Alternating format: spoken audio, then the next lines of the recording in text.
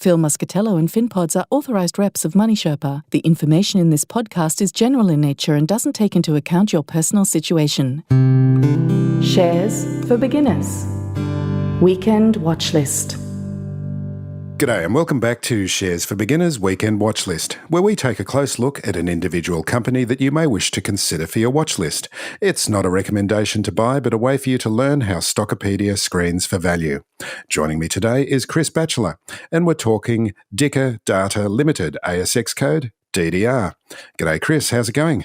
I feel very well, thanks. Great to be with you again today, and hello to all the listeners. Thanks very much for coming on. It's always good to talk about a founder-led business, isn't it? Indeed. In fact, a lot of my favourite businesses are founder-led. So tell us the Dicker Data story, Chris. Yeah, sure. So just a bit of background. Dicker Data is a distributor of IT hardware and software and cloud products. What that means is they source products from all the world's leading technology companies, the likes of Microsoft, Dell, Cisco, HP, and VMware, which is a big cloud business. They then distribute those products, but not to you and I. They distribute them to resellers. And typically those resellers are IT service providers, systems integrators, governments, education providers. And they've got some 8,000 resellers in their universe. So the company itself was founded by David Dicker and named after himself, along with his former wife, Fiona Brown. And Miss Brown remains a director on the board. Now, they founded it way back in 1978 together and then listed it on the ASX in 2011. And it's worth noting that the co-founders, between them, hold about 62% of the company's shares, about half of those to each person. David Dicker has actually sold a small portion of his shares during 2023, which I think may be the first time he's done that. And there's also an agreement between Mr. Dicker and Miss Brown, which gives David Dicker the right to vote Miss Brown's shares. So that effectively gives him control over the business because he's controlling about 62% of the voting rights. Do you see that as a good thing or a bad thing? I mean, is liquidity affected by the amount of shares on offer that are owned by Dave Dicker? Yes. So the answer to that question is both. It does affect liquidity when you've got that bigger holding held in one person's hands. There are questions around governance, which some people do raise. I hear those questions. I tend not to feel that they are a major concern. David Dicker would argue that the shareholders, other shareholders' interests and his interests are very tightly aligned, and therefore decisions that he makes for the business to prosper are going to help them to prosper as well. That's all true as long as he runs it in such a way as he's running it for the whole shareholder base and not just to his own advantage. And it appears that he is when you look at things, but they're the things that people typically wonder about when there's such a dominant founder running the business. What do the financials look like? And we've got to put the caveat on that the full year results are actually due on February 27th. So there might be a little bit of a lag in these financials. Yes, although interestingly enough, not as much of a lag as you typically get because they issue quarterly reports, which is quite unusual for an Australian company. So we do have a fairly good view as to what the December year-end results might look like, based on the fact that we've already seen 9 months worth of results. And the financials are really attractive. Since they listed this company 13 years ago, the share price has grown from around 25 cents to $11.40. And that equates to a compound annual growth rate of around 21% per annum. If you look back just over the last 5 years, the sales have been growing at a compound annual growth rate of 19%. They've gone from about $1 billion in 2015 to an expected $3.2 billion in 2023. We actually selected this stock as one of the components in what we call our NAPS portfolio. So that's like our top 20 stocks for 2024. And it was one of the top 2 technology businesses that made it into our portfolio. So if we look at the 9 months of data that has been reported, sales to the end of September had grown by 8% compared to the same period in the prior year. Particularly important is not just sales are growing, but earnings per share are also growing, again at around 20%. And that's over a 5-year period. So it's always good to see that sales growth is translating to the bottom line. Sometimes if you get high sales growth, and then you look a little deeper, you see that they've made a whole lot of acquisitions and the profits to shareholders haven't actually changed much. But that's not the case with this business. And then the other thing that investors will probably be quite interested to know is their dividend policy is to pay out 100% of earnings as dividends. So that means that if your EPS is growing at a rate of 20%, then so are your dividends. And indeed, that's what's happened over the last 5 years. Right now, they're trading on a forecast dividend yield of around 4.2%, and that's fully franked. So that's pretty good. And again, they pay dividends on a quarterly basis. So you're receiving a regular check. I thought it was interesting just to note, I was reading through the annual report, and David Dicker himself did not draw a salary. He copped some criticism in that he pays his top executives very well. His most senior executive, I think, made $4.7 million in the previous year. But he himself doesn't draw a salary at all. But then when you do a little bit of maths and you work out all of the earnings being paid out as dividends, he owns 31% of the shares. He's doing pretty nicely. But his interests are aligned with everyone else because everyone else gets those dividends too. Yeah. That's a good thing, isn't it? Yeah. Sorry, go on. Yeah, exactly. You know, it does show good alignment, and it shows his faith in the business that he's willing to work with no salary, but just rely on those dividends. Well, it sounds like a life's work, really. You know, he's been there for a long time. That's right. He's one of these people that's pretty much just completely devoted himself to the business, and that's what he does. He's not afraid to use debt, so it's good to look at the balance sheet, but it does seem quite acceptable. There's certainly debt on there, but the debt to assets are around 31%. The interest covers 7.6 times. The bankruptcy risk rating is very low. So, you know, there's no real cause for alarm when it comes to those numbers. And as always, with so many of the companies we talk about, the value rating is the only thing that's low.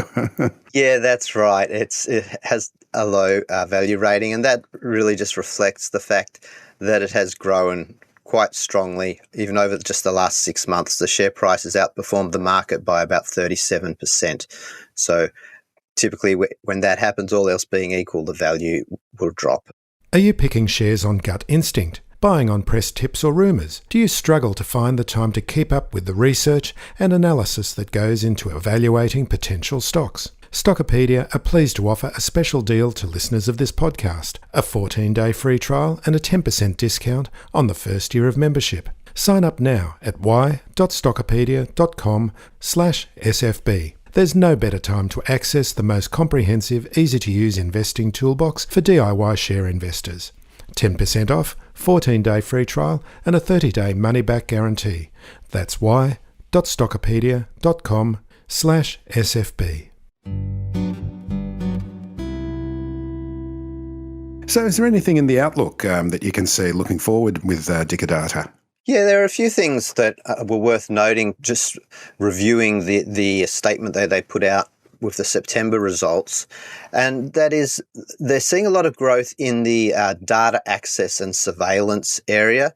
So as we're all too well aware, there's a lot of issues at the moment around cybersecurity. And what that means is that companies are being forced to really invest in making sure they have the best cybersecurity. And part of doing that often means that they need to upgrade their computers, etc., to the latest and greatest equipment, so as they can, make sure there are no problems there. Another thing that is happening over the course of the coming 2 years is that Microsoft will end their support for Windows 10 in October 2025. So that means for a lot of enterprises, they will start to cycle out their older PCs and replace them with newer ones, so as to make sure that they've got able to run the latest version of Windows, which also includes the latest sort of cybersecurity protection.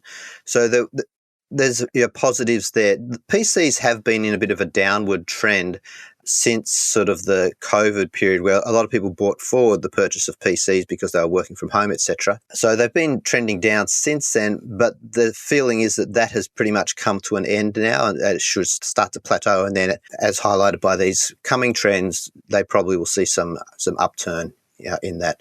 And of course, they're not only selling PCs, they're selling a whole range of things. AI, of course, gets mooted, spoken about in every technology companies' presentations. These guys are no different.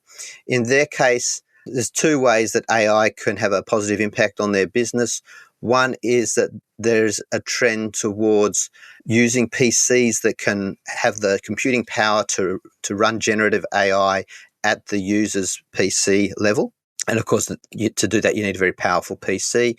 The other is enterprise-grade AI solutions. A lot more governments and organisations are looking at those types of products, and Data is a major provider to those types of businesses. I can't believe it. I bought my very, very highly powerful PC only a couple of years ago, and it won't run Windows 11. I'm going to have to upgrade as well. Yeah, it just moves far too fast, doesn't it? Yeah. So let's have a look at the risks. And I was having a look at a couple of analyst reports, and one of them, Morningstar, said that the danger with this business is it has no moat. Does that really mean anything to you? I know what it means. I wouldn't be too worried about it because I don't actually agree with it. So the reason I would say that is that this industry is a very competitive one. There are two major competitors and then a whole bunch of smaller competitors to Data. The reason I say I don't agree with it is that the way a company like this keeps on winning is that they've worked out a formula that works, and I'll go into what that is. They've been compounding their annual growth rate at 20% for a long time. To do that, you've obviously got some sort of competitive edge. You can't keep doing that otherwise. And their competitive edge that they're very, very focused on is being efficient. And by that, they look to fulfill orders on the next day. If you order today, you'll receive the goods tomorrow. And one of their operating maxims is to keep their net profit margin at or above 2.5%. Typically, the competitors are operating with a net margin of 1 to 1.5%. Now, they're very tight margins. Either one of those is very tight. But if you were able to operate with a profit margin that's 1% above your competitors and you can retain that year after year after year, then you have a competitive edge. If you didn't, that margin would get eaten away. And if we look at their 5-year average net profit margin, it's 2.7%. Now, one of the things that really drives them to meet that is that their executives are incentivized heavily to beat that target of 2.5%, as that's where they start to get a profit share incentive. And their lead executive, who I mentioned earlier, was paid over $4 million. That 100% of that is based on that incentive target, right? So people criticize that, yeah, he gets paid a lot of money, but the thing is, he only gets it if the business succeeds. And so they have been able to achieve those goals. And to me, that's their competitive edge. That's their moat. Okay, and Goldman Sachs has Data as a sell at the moment, and one of the points they make is the amount of capital that they spent on their warehouse at Kurnell in southern Sydney. Yeah, okay. I don't tend to give a lot of consideration to broker recommendations, in all honesty, but is that a general thing? Would you generally say that for investors? I will be careful what I say, but brokers are smart people, so you don't want to just dismiss out of hand. You don't want to be cocky about it. And they're looking at these business day in, day out. But I do believe in doing your own research and looking at your own metrics and forming your own view on these companies. So I would say that, the reason that you might consider it as a sell is that, as I mentioned earlier, the value score is low, and that's largely driven by the fact that the share price has really rallied. But value is only a half or even a third of the equation. You've got to look at other factors too. And this company scores very well in terms of its quality score and its momentum score, which is why it was one of our top ranking stocks. By all means, have a look at their analysis and don't dismiss it, but I focus on other things personally. And so that's quite a positive then, the warehouse at Kurnell, because it actually did cost a bombshell to set up. Yeah, well, it would, but obviously they've done that so as to improve their competitive edge, their distribution capability. And as we just talked about, it's the fact that they can distribute really efficiently that really sets them apart. And to do that, obviously they're going to have to invest. So yeah, without having crunched the numbers on that particular investment, I would imagine that they've thought about it very carefully and crunched the numbers and decided that, yeah, it makes economic sense. Yeah, and just on the ESG side of things, it's that's in a position very close to a national park and some wetlands in southern Sydney, and they are taking a lot of trouble in terms of making sure the water quality and what they're doing in the environment around the warehouse is actually helping everything around it. Yeah, no, well, that's great. I mean, that obviously costs money, but it's good to see that they're taking a long-term view, considering the environment in their actions as well. So any final thoughts on DDR? It's not exactly about DDR, but I thought it was pretty curious. Mr. David Dicker is quite the motoring enthusiast.